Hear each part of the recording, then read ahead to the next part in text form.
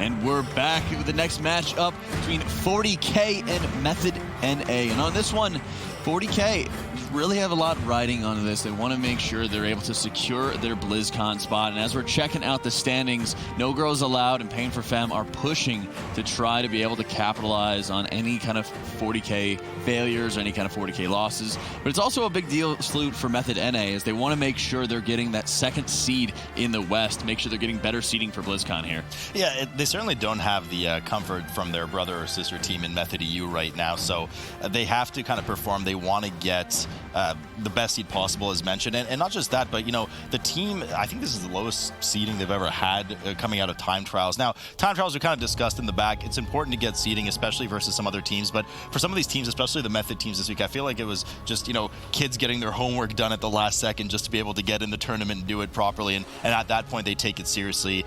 You know, Mythic EU with the comps they did, but Mythic NA needs that seeding. And Fourty, you know, Jack, you mentioned that they have to, you know, teams are looking to capitalize off their failure, but it's really Fourty that needs to prove to themselves that they shouldn't be playing the way they have in the past two cups. That's a great point as well. I mean, a lot of the way that Pain for Femme and No Girls Allowed have a door open to them is just because Fourty is not playing at their potential. They were not playing at the level that they should be. So we'll have to see if they're going to be able to step it up, because game number 1 is ready to go in Atal Dazar. Atal Dazar, and a lot of favorites here for Mythic NA, Zyra, 74% versus 26 for Fourty. I'd like to also mention that we've added up to 100%. That is what the two numbers come out to. But we've already seen some new routing come up from Abracadabra earlier in this bolstering affix, so I'm curious to see if there's going to be any changes for these two teams. Yeah, and I know we've seen a lot of interesting strategies, especially come from Mythic NA, where they do the quad sword pull as well, where they do the snapping from both rogues at the same time. So we're gonna have to see if they're able to pull that off. I don't really see them doing that, because they have to actually target a skyscraper down a lot in that pull. So we'll have to see if they're able to change their strategy to kind of implement that on bolstering. It's going to be really interesting to see if they're able to pull off something like that. You know, curious to see that the teams in general, I believe it was the first cup of this season, they started streaming some of their time trials and some of their practice, and then they all just stopped. And, you know, different people have asked different players, and like, well, why is that the case? And they're like, well, everyone's just copying everyone's strats. We couldn't come up with anything too creative, and as a result, people just stopped streaming their strategies and their pulls. So this Abra pull that came in early, Jack, I mean, easily could have been something that nobody even knows about or nobody really thought about so far. That's a really good point, and having to see when you're able to start hiding or obfuscating any of the strategies that are going to be coming up, how important it'll be going forward for some of these teams, especially as we're getting ourselves ready for BlizzCon, because we will still have those same affixes going forward. Same affixes, and the match is finally ready to go here as Mythic NA jumps right up to the opportunity on the left side, and it looks like actually Fourty is going up to the right side, so we're already getting a bit of Abra feeling, if you will, on the right side, while Mythic NA pops and dedicates their Bloodlust to a pretty substantial pull, a traditional pull up the left. Both teams have committed their Bloodlust in opposite sides of the dungeon, Zyra. And I kind of want to focus on the right side that Fourty is doing, because we never see this pulled in tournament play. I think the only time we ever saw these honor guards in general ever pulled in tournament play was the first weekend back in the spring season, and you can see how difficult this pull is, but the damage of the honor guards is, Curry just goes down instantly to, I think he pulled aggro and just died to one of the honor guards there. These honor guards do a lot of damage. You know, he might have gotten shield slammed by the shield bearer in this pull. That's usually what we see melee DPS going down to here. I mean, there's lots of things that could have hit him. There are a few of these mobs, including the honor guard. We get a staff proc here from Resto right away, manages to hang on though, and they clean up the pull. That was moments away from disaster for Fourty, but they have managed to stabilize as Mythic NA, up the left side, has also dealt with their quite large initial pull and is killing the Colossus, which is what we saw Abra do earlier. So Fourty is not stopping there, unlike Abra. They're actually going straight up to Volcall first, so a bit more traditional routing, if you will. By traditional, I mean we're talking like Season 1, early Season 2 kind of stuff. Rentari unfortunately goes down on the side, a necessary sacrifice in order to get rezzed so that the rest of the team can safely move into Volcall's room. Mythic, and they still having their, not really struggles, but they're wanting to make sure that they kill this Colossus off first before anything else. But as you were saying, Zyro, yeah, there's a lot of damage. The honor guards and the shield bearers themselves will hit the closest proximity target if the tank is out of range. I'm not convinced though that Rentari was actually out of range there, as much as we're in a skittish environment and that Unholy DK was pumping. Yeah, that's definitely true. The skittish is definitely something you don't really look at too much, especially with only one trick to the trade. There's only one rogue in these groups, so I mean, one trick should keep you alive during the trick's duration, but the second that's gone and that fake threat is gone, I mean, there's definitely a possibility for an Unholy DK to just rip aggro with the amount of AoE exponential damage they do. And I mean, it's really interesting to look at this routing. This definitely, you know, harkens back to almost beta. People when used to go to Volcal on beta, they would do this boss first before we even started seeing the Razan first strategy from a lot of beta dungeon players. So it's just interesting to see this in general. You just almost never see those honor guards pulled just because they have so much HP, and on top of that, they kind of function like a mini Volcal. They just do a lot of general AoE group damage, and you just saw how much general AoE damage was going out from both honor guards and that pull. You saw how low all the group was going. Even getting the staff proc out of Igloo, so they won't have that available later on if they choose to do another big pull that he wants to proc it on. So it's just really unfortunate that happened. And the weird thing is, I'm not really sure where I see the benefit of it, because both first pulls from both teams are 20%. And Method's already at 51% trash because of the trash they pulled right afterwards. 40K is definitely going to have to pull something crazy here right afterwards just to catch up in the dungeon. Yeah, I mean, that Construct pull, I think, alone gives 11%, just those 5 mobs. Plus, they did the mass pull in front of Priestess Lunza quite perfectly. 0 deaths on the board from them.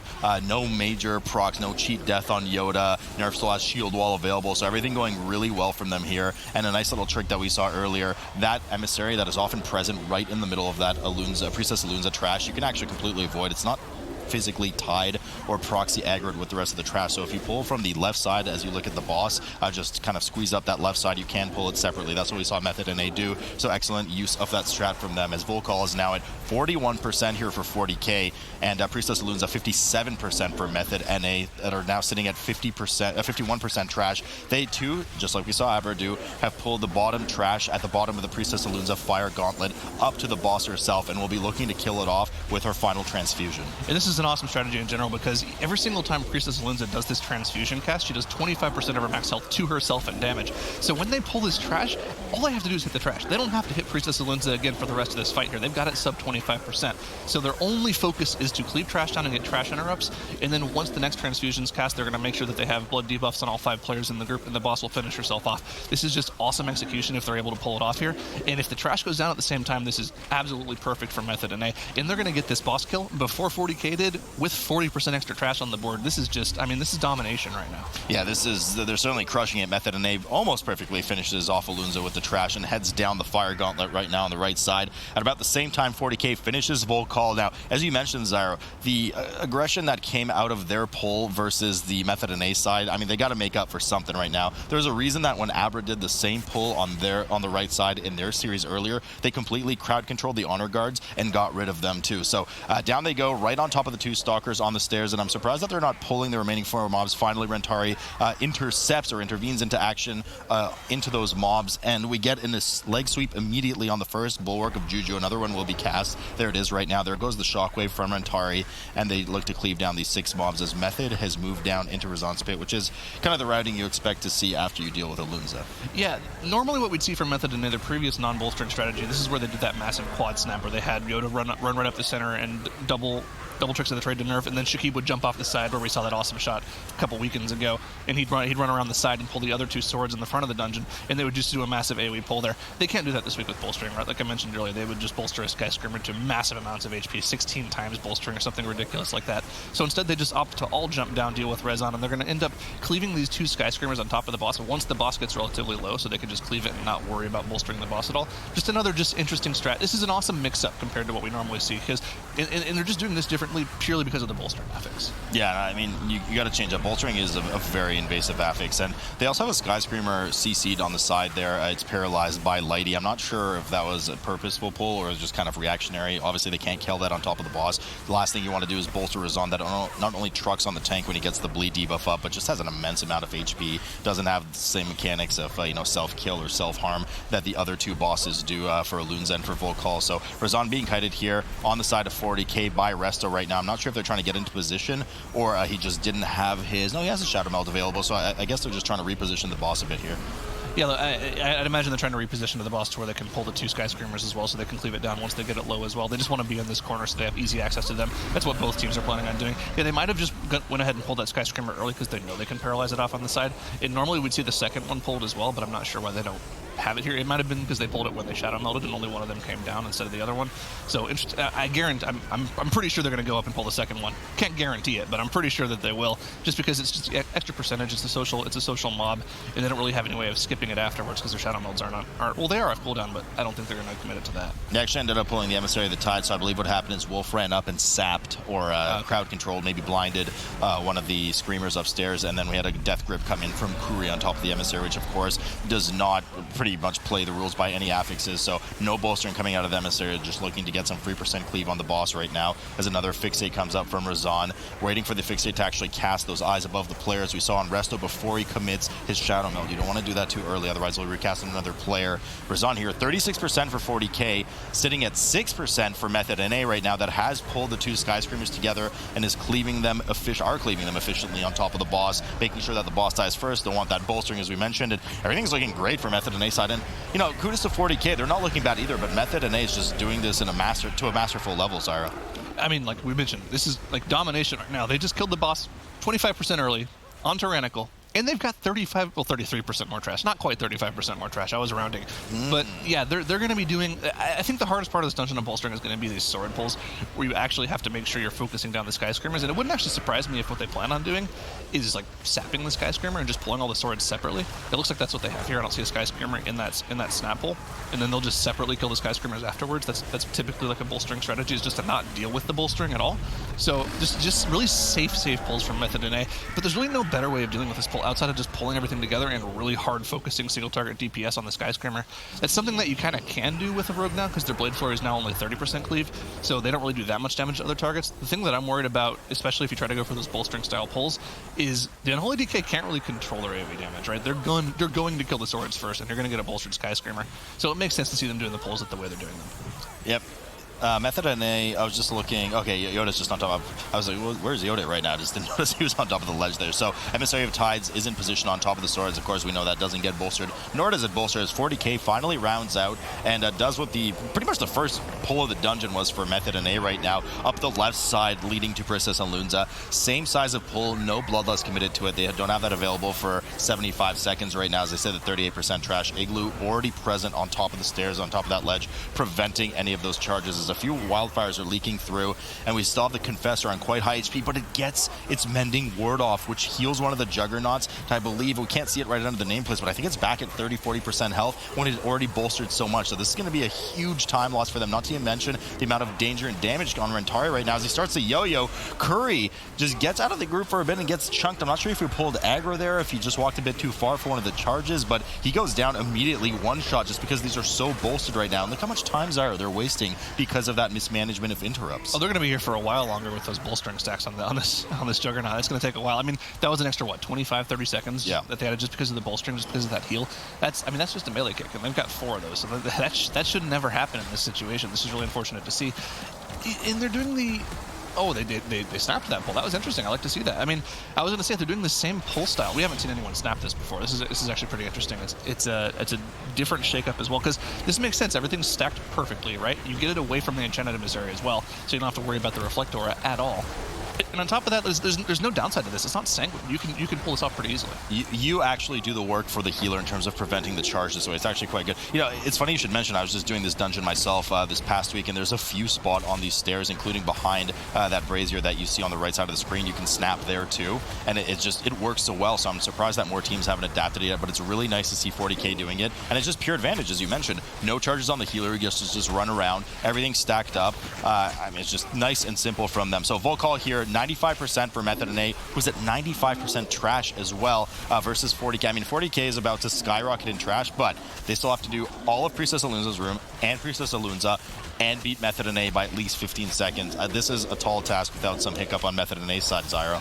Yeah, and I mean, we'll have to see if they're able to pull off what we saw Method NA pull off earlier. We did see 40k pull full call while Method NA was just starting to pull the trash in this room. So, and we did see Method NA also come back on Priestess Alunza to kind of catch up to where they were. So we'll have to see if they're able to pull that off on the side of 40k, because you do get a lot of trash count right here really quickly. but at the same time, it's not just easy to pull off. And we actually see them saving their Bloodlust as well. This is not an easy pull, and we see a lot of teams using their Bloodlust specifically for this pull, especially on bolstering with how dangerous some of these mobs get when they get bolstered up. And these Juggernauts are high HP. They really need to make sure they're single target focusing them down, but bolstering stacks are going off, and that Juggernaut is not getting single targeted.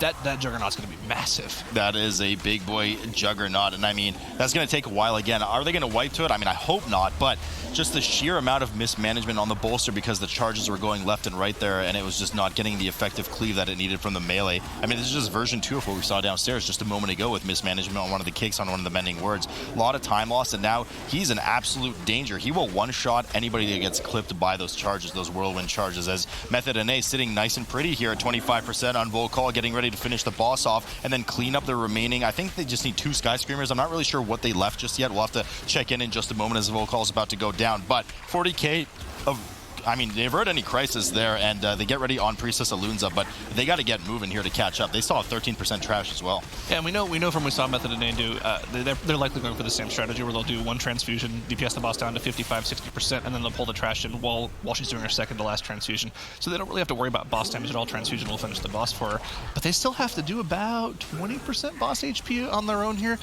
and they also have to wait for transfusion cast as well. So they got a lot of time to go before this boss goes down and they get their last percentage, whereas Mythic Dungeon, they've dealt with Volcall. All they have to do is pull their last couple percentage to the final boss and cleave it down, which is what we normally see most teams do.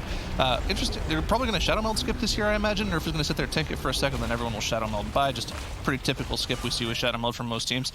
But like you, I'm interested to see how they're planning this. Oh, and they're going to snap. I thought he was going to walk off the edge there. Did they pull 2, though? They did pull 2. They pulled 2 Sky Screamers, and they're probably just going to...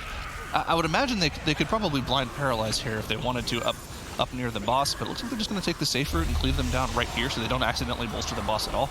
Super safe play. I imagine you really could do what I'm saying, where we see most teams can kind of pull one mob up to the boss and paralyze it in place while they're kiting the boss around. They could probably do it with paralyze and blind, but it's a little less extra burden just to cleave them down before you go up to the boss. No, certainly, and honestly, just less risk, less management. That way, a lot of things can go wrong, but nonetheless, they do cleave those 2 down and finally start heading up the stairs of spiders. Those hurt quite badly, by the way. I found out from, of course, other players, not myself, during many times and adventures up these stairs. Finally, they get into Yasma's room here, the final boss of the dungeon. We're in a tyrannical setting, so this will take a bit, but they do have their Bloodlust available, which they pop immediately, and they're looking to make quick work of this boss as 40k has dealt with that trash. They've headed down the Fire Gauntlet, unfortunately have to wait for that flame to pass before they move in, and will be mass stealthing and heading straight up to... they still need 1 more Sky Screamer, though, so they're going to get seen, of course, here by the Void Emissary that has True Sight. They're going to move up, they're going to Shadow Meld it off, they're going to grab the Sky Screamer and head up.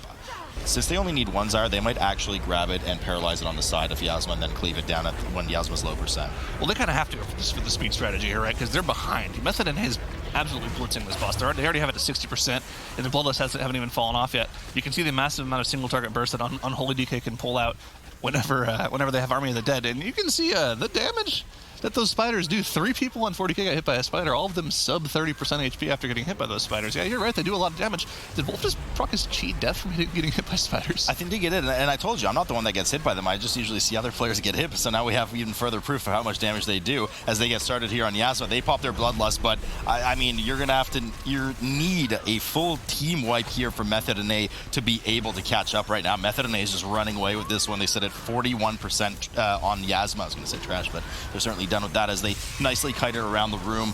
40k has only just started. They have, I believe, the Sky Screamer crowd controlled somewhere on the side. We can't see it with the Paralyze, and they're just desperately trying to catch up right now. But I mean, 40% on a tyrannical boss, especially Yasma, the final boss of the dungeon. This guy has a massive HP pool. They can't catch up in terms of just single target damage. Mythic Dungeon would have to AFK for 2 minutes for them to catch up at this point. I mean, they're just so far ahead right now. Mythic Dungeon is just the way that they've pulled this dungeon, the way that they've adapted to bolstering versus their other strategies we've seen from them in the past. This is just crazy impressive from them. And you know, after time trials this week, some people called into question maybe they aren't trying so hard this week, maybe they aren't going to be prepared, but just watching how they've committed to practicing this particular dungeon on bolstering, it bodes well for the rest of the tournament. No, it certainly does, and you know, that seeding is really important for them, and they're showing that they're coming out here trying to make sure that they perform. And it's nice to see, not only from them, but there's a lot of teams that are gunning for that top spot this week for various reasons, some trying to get better seeding, some trying to commit to the dungeon. But Mythic Dungeon has turned this dungeon into a short Dazar, and they're about to finish up and grab the first match, 1-0, Jack. Why are you smirking at me? What? You're looking at me? That short Dazar? I mean, it's not tall. I can't let you get away with that.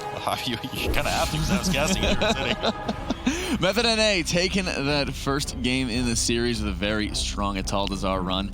And even you were talking before when we looked at the last bolstering dungeon in Atal, I was adding about an extra minute or something along those lines for our guesses. They were not far off from some of their best times. And they were faster than what we saw from Abracadabra with the different route. And it made me wonder, is that like Volcall right pack with that Void Emissary really the right call? It's hard to say just because that Void Emissary does have so much HP. But Fourty elects for that to be the first pull of the instance. It is a decent Bloodlust pull for what it's worth because there are so many mobs. You have some of the Honor Guards and all of that other stuff. Whereas Method NA on the other side is running at the Colossus, doing the Juggernaut.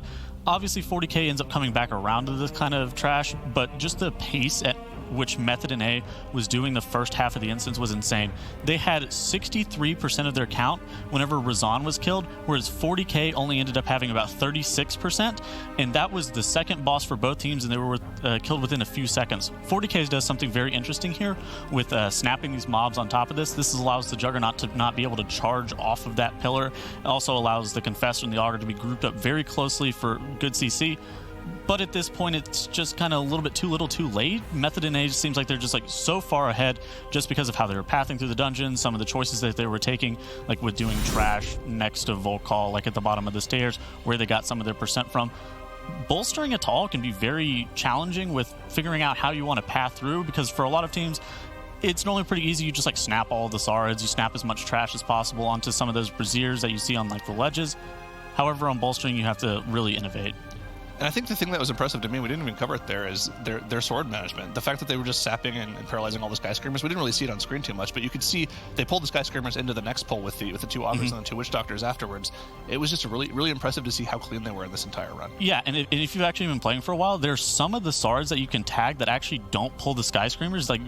Really, it's really intricate, because it's the same way with Beguiling too, where some of the mobs just will not tether together the whole entire pack, or will not tether together the Skyscreamer. So it's definitely well practiced for Method NA, and it was a really good showing with how much they've put in with being the 6th seed, and we were kind of questioning how much have they really practiced, how are they going to do this week, and it's come to show that they, at least on Ataldazar, are very well prepared. Well, it goes to send a message for this team as well. And when, yes, they had a lackluster time trial performance, but they really stepped it up for practice for this tournament play, and they are ready to go. So we'll have to see how the next matchup is going to go when we're going into Freehold. We'll see if 40k is going to be able to bounce back. The MDI be back after a short break.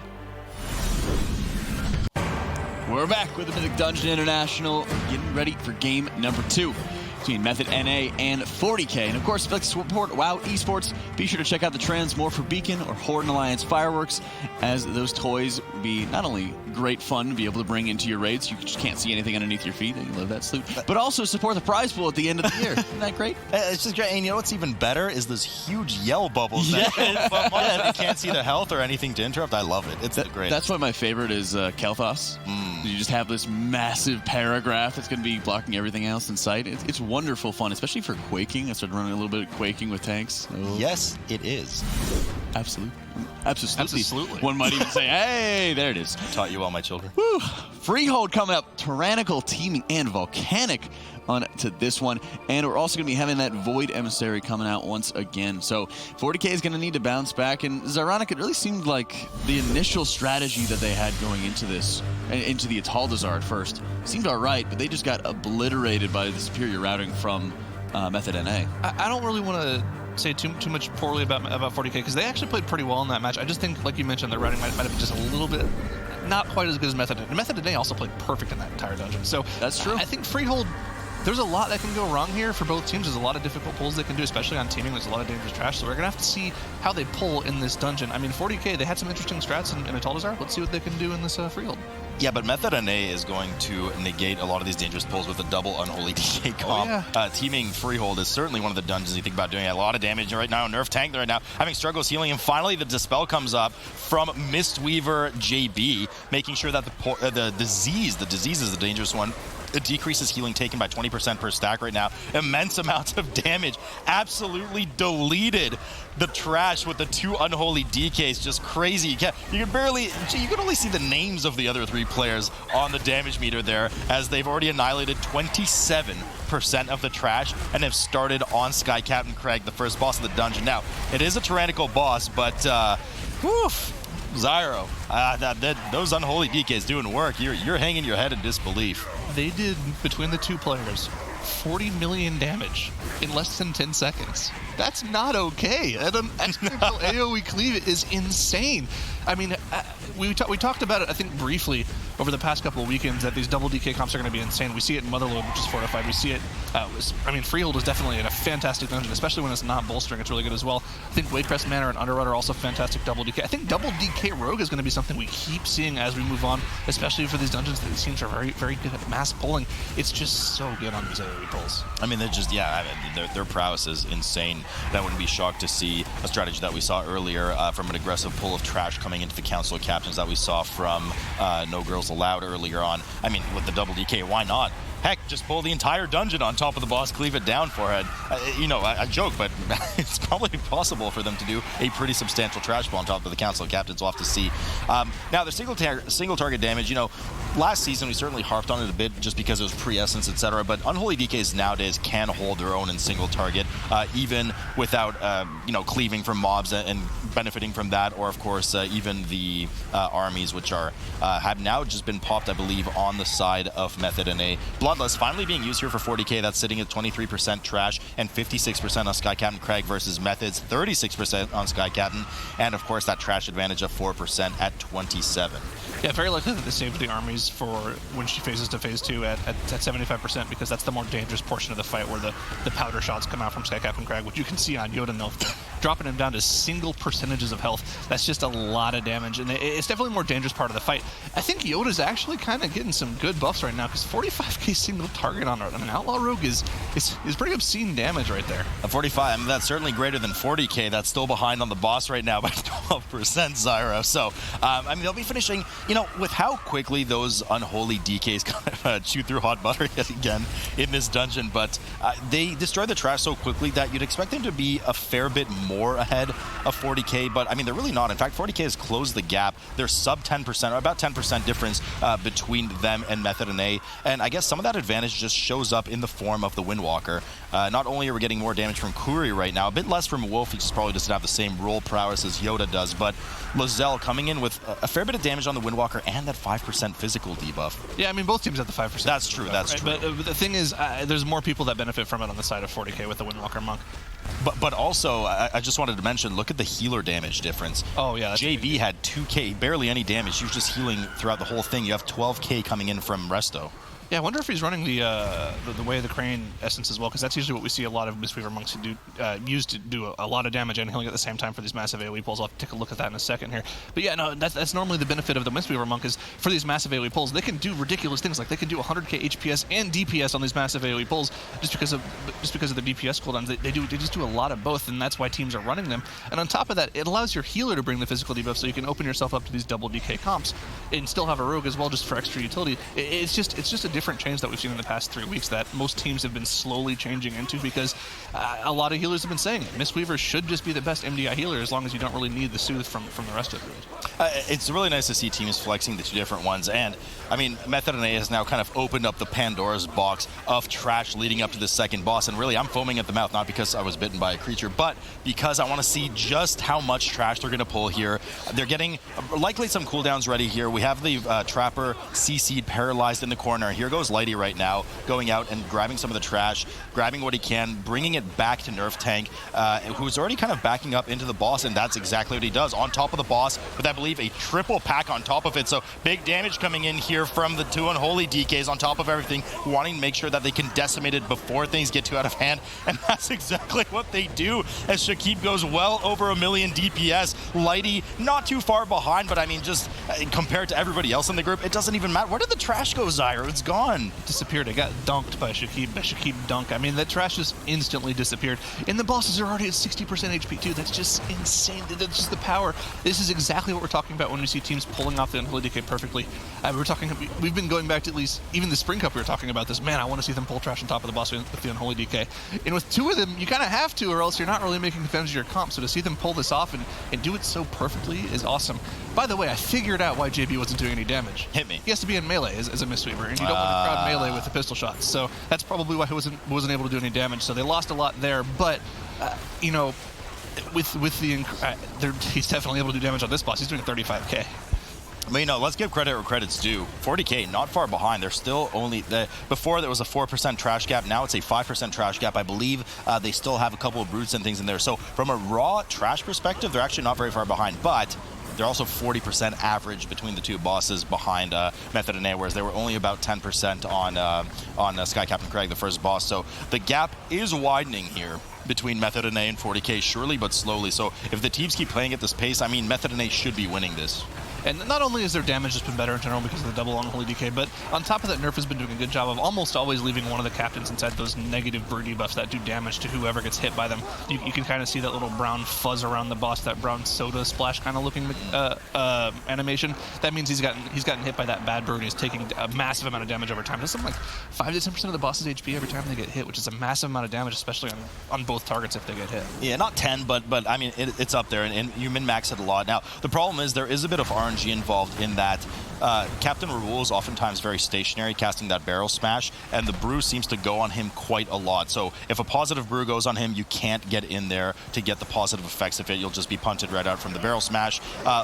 Likewise, obviously, if the bad brew goes on him, then he's already stationed there, and that's great, but then you can't really put Captain Jolly in there. So he really does deny effective play of those brews oftentimes with his barrel smash that gets interrupted only every other method. And A, wasting no time and doing a, once again, pretty substantial trash pull leading into the Ring of Booty. A lot of damage coming in on Nerf Tank right now. That's trying to play it a bit safer as Lighty runs around to the edges. He had a bit of aggro, which is why you see his health sub 50%, but I believe Nerf was able to finally scoop that up once he got his Avatar T-Clap combo going and just get everything up. Now, you can see he's the only one doing damage. The two Unholy DKs were waiting for Ludwig to come down, and of course they'll be converting all of that AoE battery power into single target on Ludwig, who's down to 50% already. He literally just spawned. That was like 5 seconds. I mean, it is a tyrannical dungeon, but still, that's ridiculous. Usually this mob takes somewhere from 45 seconds to a minute to finish off on single target, and they just ate through half of his HP. You know, hot butter. They just melted him pretty much. That was insane. Unfortunately, on the side of 40k, Rentari does go down, but it looks like it wasn't in the middle of a pull. It was during a skip there, so it's not going to be that big of a deal. It'll just res him up quickly. But just a little 5 seconds on the board for them, plus the res time, plus the cast time on the res. Not exactly what you want to see. No, I actually think that was a mistake because Ludwig had already spawned. Look, they're running around with Ludwig. They can't exit this arena, and Rentari released. So they're trying to run around in circles. Now, Ludwig hits very, very hard, as you saw in Resto. He is kiteable. He moves very slowly here, but you have to get a nice kind of circle of padding as Lazelle's trying to do a bit of damage, but he gets chunked down too. Nobody's going to be able to really touch this guy until Rentari gets back in. So that 5-second death converted into a very big mistake, Zyro. Yeah, Lazel tried to taunt with Karma, and that didn't work. Restu is trying to run out of the room, but that's not going to work. He's going to get food thrown at him, so I'm not sure what the plan is here for him. That's really unfortunate. He's going to have to release too.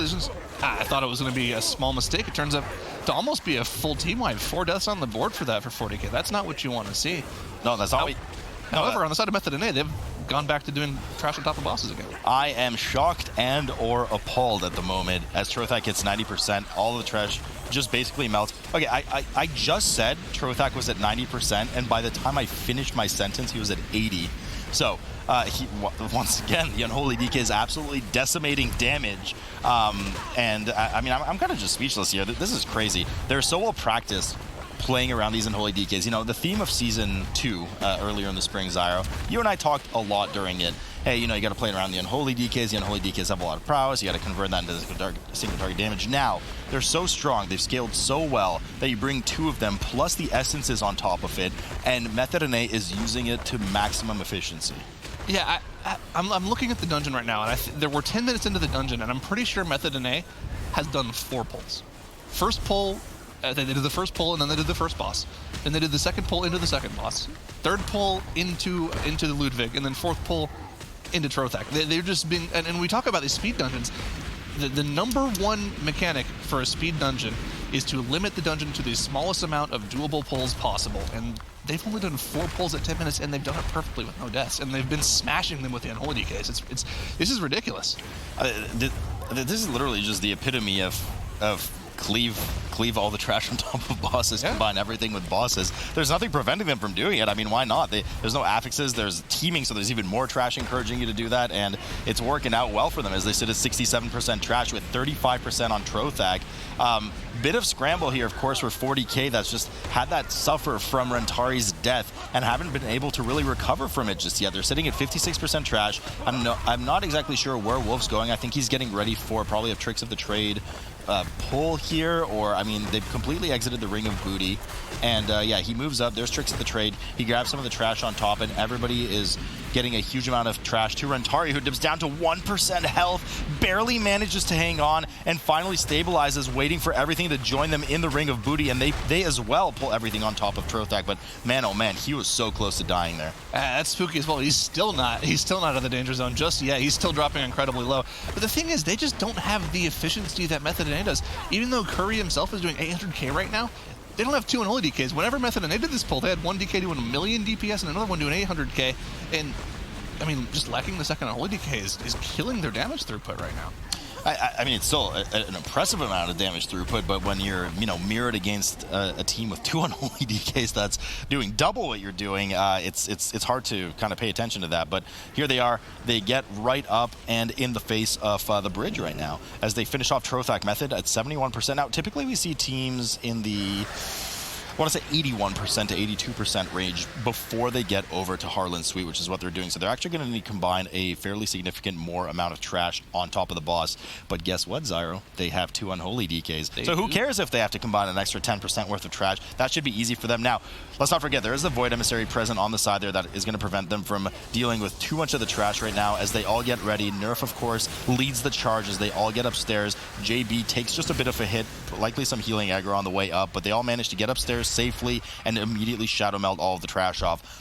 They make it look so nice, and I forgot who it was earlier, but they did it quite well. But I don't know, the past few weeks, people have just not been able to do that pull properly, that skip properly. Yeah, it was Method EU who did it perfectly earlier, too. And there's just been so many times we've seen this exact skip where you just have everyone shadow melt at the same time, where somebody's been too close to the trash they pulled and they had to die and get rest. It's just extra time on the board. It's an extra 20 seconds you have to waste for the death timer plus the res cast. It's not what you want to see from these teams. But that being said, trash on top of the boss, Bloodlust popped. Let's see some Unholy DK damage here. Let's see some Unholy DK, and I can't see anything except red on the top 2 spots on that board right now. Nerf actually eking out the third, and huge amounts of healing coming out of JB as well, just to make sure he's stabilizing the pull. Finally, Nerf Tank starting to catch up to him. Just a bit in HPS, of course. We know he has that throughput from Edict and Urchin, that typical tank combo here, so kind of counters a bit of the weakness, if you will, of warrior tanks who don't have a lot of self-sustain, or really any self-sustain outside of IP. So Urchin doing work, Edict doing work, and everything nice and stable. All the trash is gone. The Unholy DKs have done their job for now, and they're just hungry for the next round of pulls, because that only put Method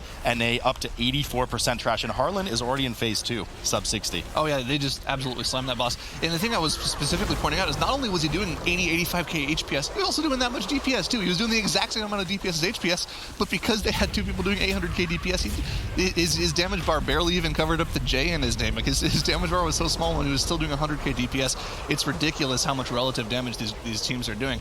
But that being said, I mean, these Unholy DKs just do so much damage. I mean, if I were one of these players and I was feeling a little bit cocky, I'd be like, you know what, we don't even need the cannon brush. Just pull on top of the boss. I'm going to cleave them down. That's how much damage they do. However, while we're talking, Nerf does go down. Fortunately, they have the battle res available for him from either of the Unholy DKs. They should be able to get him up quickly here, and hopefully no one goes down because of that. A little bit of scariness there, but they still do have one more battle res just in case they need it. Yeah, I mean, this is the reward for playing the dungeon so clean and so well. They had 2 battle reses ready. They had double Unholy DK, as we've mentioned about 400 times in this dungeon, so either one of them able to res immediately. Everything was quite stable already. Harlan doesn't hit very hard there. It's in a tyrannical environment. He doesn't hit that hard, though. He was able to just res and get the taunt off, no problem. 93% trash right now as Harlan is entering his final phase, at which point he will just melt because he will take double damage and also have 100% increased attacks, but not really a concern for a prot warrior that has block against those attacks. 40k with their own large pull coming in on top of Harlan's Suite, and the Bloodlust is popped for them. Yeah, I mean, they've got so much time here. It wouldn't surprise me to see them go for just the safe play where they finish off the boss and then go deal with either of their 2 Ravager packs just so they don't have to deal with any of the difficulty of using the cannon barrages to finish off. And I think that is the final cannon barrage they're going to get, so we'll probably see them do that. I mean, they've got the double Unholy Decay, like we've mentioned 20 times this dungeon, just to finish that off really easily.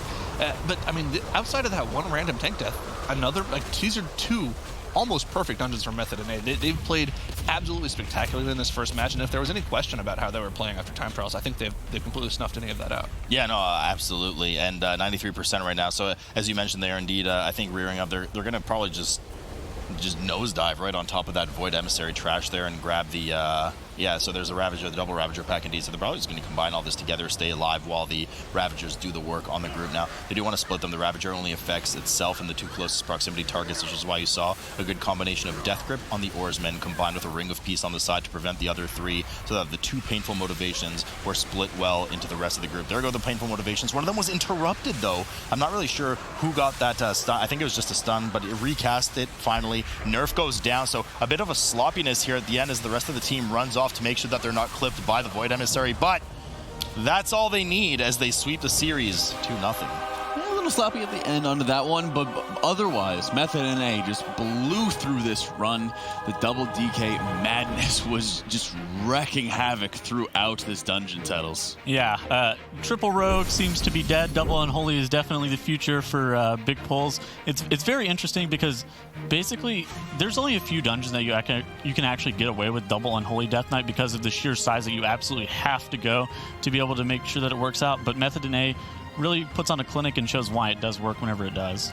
And you're even able to see, a variety of different pulls. I mean, the one leading up to Sky Captain Crag's room, for example, just melted in 20, 30 seconds or something along those lines on an 18. It's ridiculous. Yeah, for pulls of that sheer size, most of the time, the danger is on your tank. However, whenever you're pulling something that big, with double Unholy Death Knight, it just dies so quickly that your tank doesn't even have time to drop out of shield wall or last stand with bolster talent. So there is actually no danger. He doesn't need to kite or anything else because of the sheer speed that it dies at. Nevertheless, 40k and Method NA were kind of neck and neck through Skycap and Crag. 40k just ended up having some issues later on in the dungeon, especially with how Method NA were pulling on top of Ludwig with this double Unholy Death Knight, absolutely obliterating all of that trash right on top of Ludwig. And I know you guys mentioned it during the cast, but Ludwig was at 60% health after that, all of that. And most of the time you just do that pull without Ludwig, so being able to pull it with him for no additional downsides was so good.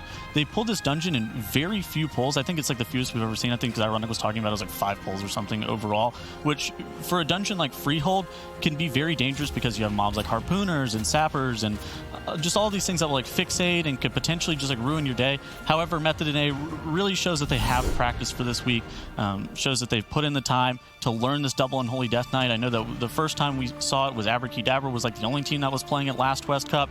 However, we're seeing it a lot this weekend, and it's good that Method NA has really put in the time and practice for this comp. Most definitely, and even when we were looking at the Council of Captains as well, grabbing all of those mobs in together, they existed for a very brief second in time before they disappeared. Yeah, so how you actually pull with Unholy Death Knight is you continue to add mobs until the pull is actually less dangerous because of the damage amplification that they end up getting from just their D&D and some of their traits and just how their damage ends up scaling up. So this pull looks very large and very dangerous. However, Method NA drops both of those death and decays and then ends up just obliterating all of the trash that are on top of Captain Raw and Captain Jolly. And then once that ends up happening, Captain Raw and Jolly are at 70% health, and it was literally 20 seconds to drop them that far. It was insane. I'm interested to see what other dungeons these teams can actually pull out pulls like this that make the Unholy DK possible. Because we've seen it in Underroute, we've seen it in Motherload, now we've seen it in Freehold. I mean, I feel like you mentioned, it gets to a point where there's kind of this point where you pull so much that it makes the pull easier because you can kill them in your small AoE CCs with the insane burst from Holy Decays. I'm interested to see between now and BlizzCon what these teams can pull out to make this even better. Well, it also depends on the affixes because you can't do it on stuff like bursting you can't do it on bursting or bolstering, and so you kind of have to be careful. Well, I mean, you can.